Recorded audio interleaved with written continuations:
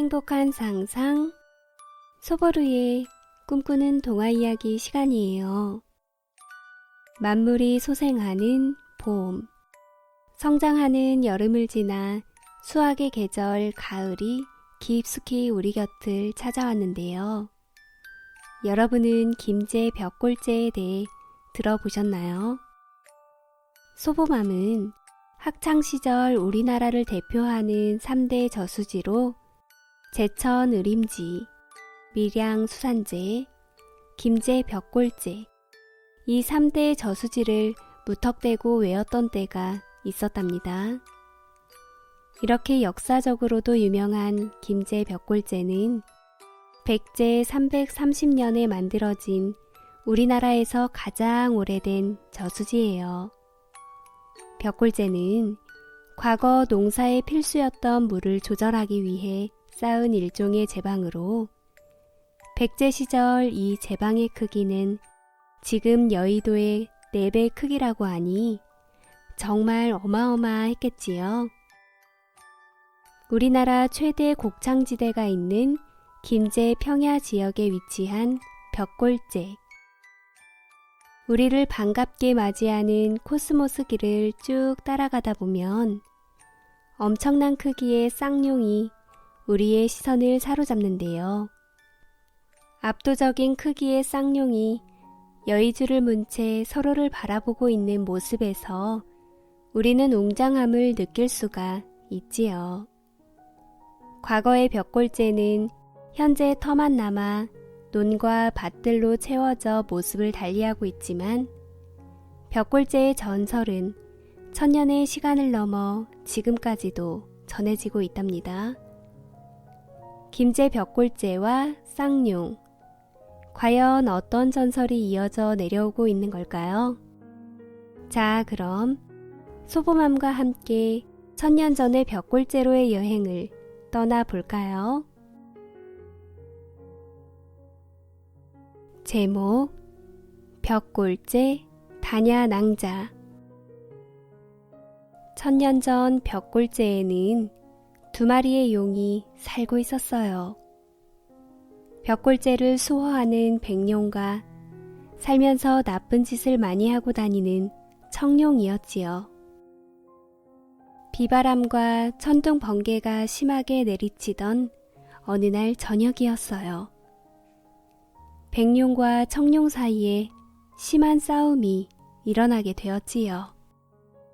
백룡이 청룡에게 말했어요. 청룡, 이제 그만해. 사람들을 그만 괴롭히란 말이야. 네가 무슨 상관이야? 사람들은 이기적이야. 자기들밖에 모르지. 난 사람들이 싫다고. 그렇게 둘의 싸움은 밤새 이어졌고 놀란 사람들은 백룡이 청룡을 이겨주길 바라며 용들의 싸움을 그저 지켜볼 수밖에 없었어요. 하지만 간절한 바람도 무색하게 백룡은 여의주를 청룡에게 빼앗기고 말았어요. 그리고 백룡은 흰 구름과 함께 사라지고 말았지요. 이제 내가 이 땅의 주인이다. 너희들도 내가 가만두지 않을 것이다. 청룡은 사나운 얼굴로 사람들을 내려다보며 입을 벌려 검푸른 비구름을 내뿜었어요. 벽골제를 수호했던 백룡이 사라지자 청룡은 뚝을 무너뜨리려 했어요. 벽골제의 수문이 기울어지자 그것을 막기 위해 맨몸으로 뛰어드는 한 사람이 있었어요. 그는 바로 벽골제의 공사를 책임지고 있던 원덕랑이었죠. 안 돼! 원덕랑의 모습을 가슴 졸이며 지켜보던 김제 태수의 딸 단야낭자는 그가 몹시 걱정이 되었어요. 사실 단야낭자는 오래전부터 원덕랑을 짝사랑하고 있었거든요. 어떡해, 원덕랑님. 청룡이 자꾸 뚝을 무너뜨리자 김제 태수와 사람들은 악기를 연주하고 춤을 추며 청룡에게 제사를 지냈어요. 하지만 소용이 없었지요. 차츰차츰 공사는 늦어지며 흙탕물로 뒤덮였고 강물이 넘치자 농과 마을은 물에 잠기고 말았어요. 태수님, 이렇게는 도저히 안 되겠습니다. 청룡 때문에 공사를 더 이상 진행할 수가 없습니다. 도대체 이 일을 어찌해야 한단 말이냐. 저 태수님, 이런 큰 공사에는 처녀를 제물로 바쳐 청룡을 달래야만 합니다. 놀란 원덕랑이 대답했어요. 뭐라고요? 그건 절대 안 됩니다. 있을 수 없는 일입니다. 사람을 제물로 바치다니요. 김제 태수는 그날 밤 깊은 고민에 빠졌어요. 이대로 가다가는 저수지는커녕 마을이 사라지겠어. 안 돼. 그건 절대 안 돼. 마음이 심란했던 태수는 원덕랑과 상의하기 위해 원덕랑의 집으로 향했어요. 그런데 원덕랑의 집 담벼락에서 집안을 몰래 살피고 있는 딸 다냐를 보게 되었지요. 아니, 우리 딸 다냐 아닌가? 다냐가 원덕랑을 좋아하고 있었구나. 그때 원덕랑 집안으로 들어가는 다른 한 여인이 보였지요. 원덕랑의 하인이 그 여인을 보고 반가워하며 이야기했지요. 아니, 아씨 오셨습니까? 도련님, 고향에서 도련님의 정혼자 원래 아씨가 오셨습니다. 뭐? 원래 낭자가? 낭자, 이곳까지 찾아와 주시다니. 어서 들어오시죠. 놀란 얼굴로 그 모습을 바라본 다냐는 어찌할 바를 모르고 서 있다가 슬픈 얼굴을 하며 돌아섰어요. 그런 딸의 모습을 지켜보고 있던 태수 또한 수염을 쓰다듬으며 깊은 생각에 잠기고 말았지요. 그래, 처녀를 바칠 수밖에 없다면 그 방법을 쓰는 수밖에. 어쩔 수 없군. 무언가를 크게 결심한 태수는 보름달이 뜨는 날 밤 청룡에게 제사를 지내기로 했어요. 아버지, 제사를 지내기로 했다면서요? 그래, 이번엔 처녀를 올릴 것이다. 마을을 구하려면 어쩔 수가 없구나. 네? 뭐라고요? 아니, 도대체 누구를요? 넌 알 것 없다. 신경 쓰지 말거라. 며칠 후 아버지의 계략을 알게 된 다냐는 깊은 고민에 빠졌어요. 아니, 아버지가 원래 낭자를? 안 돼. 원래 낭자는 원덕릉님과 사랑하는 사이야. 아무리 용신이라도 절대 그렇게 할 수는 없어.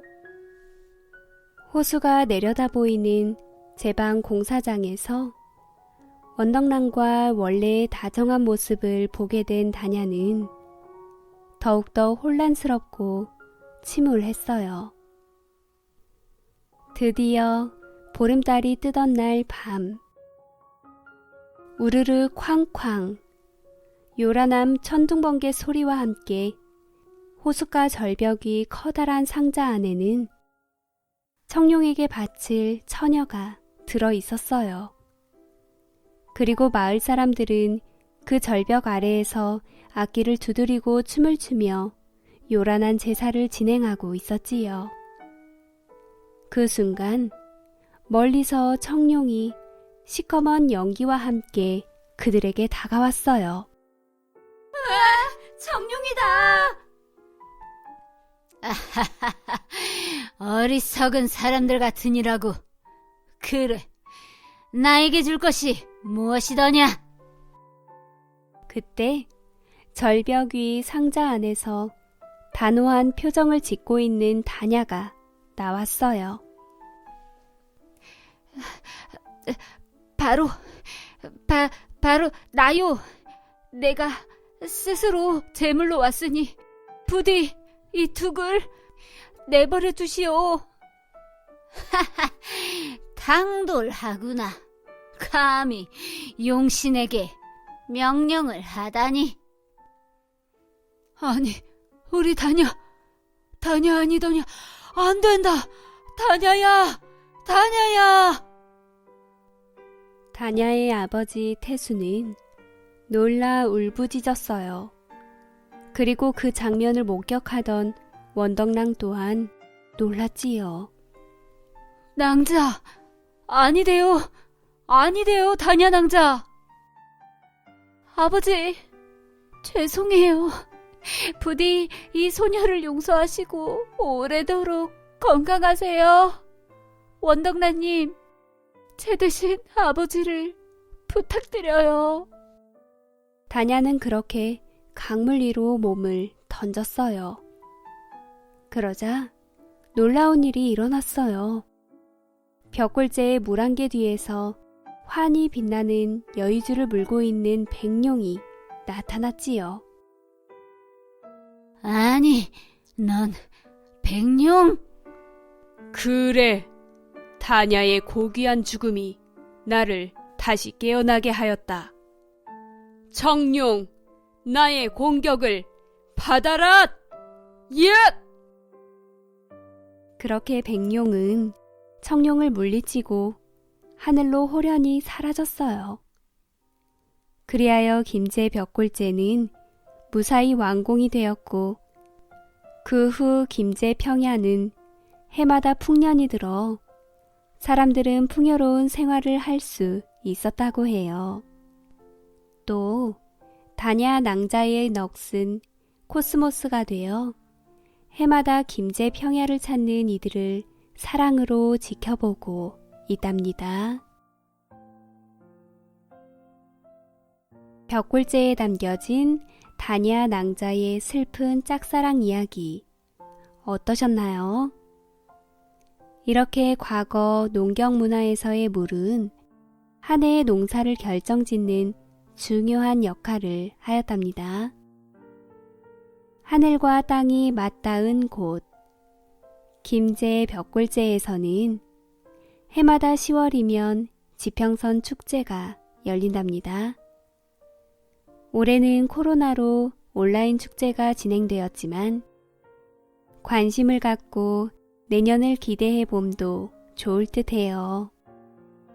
우리나라는 산지와 구릉이 많아서 지평선을 보기 힘든데 우리나라에서 유일하게 지평선을 볼 수 있는 장소이지요. 파란 하늘과 김제평야의 황금 들판, 그리고 커다란 쌍용이 정간을 이뤄내는 축제의 장. 이곳에서는 벼농사의 과정을 배우고 직접 벼를 수확해보는 체험활동을 비롯하여 우리나라 전통 농경 문화를 배우고 연날리기, 허수아비 만들기, 메뚜기 잡기, 풍등 날리기 등 다양한 체험활동이 다채롭게 열리고 있답니다. 김제 벽골제, 우리나라의 대표적인 3대 저수지. 교과서에서는 이 단 한 줄의 표현이지만 이곳에 오신다면 그 닫혀졌던 과거의 역사가 생동감 있게 현재로 펼쳐질 거예요. 언젠가 김제 벽골제에 오시게 된다면 쌍용을 바라보며 추억 한 장만 남기시지 말고 다냐 공주의 사랑 이야기도 함께 떠올려 보시길 바랄게요. 행복한 상상, 소보루의 꿈꾸는 동화 이야기. 다음 시간에 또 만나요.